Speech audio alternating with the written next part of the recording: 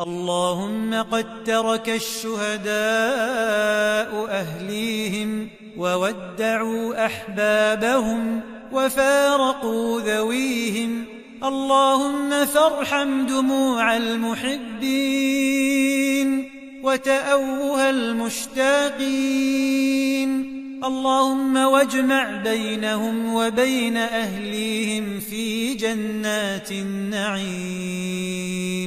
اللهم إنهم قد نزفت دماؤهم وأزهقت أرواحهم، اللهم فاحطط عنهم أوزارهم واعف عنهم وارفع درجاتهم واكتبهم في الفردوس الأعلى يا رب العالمين.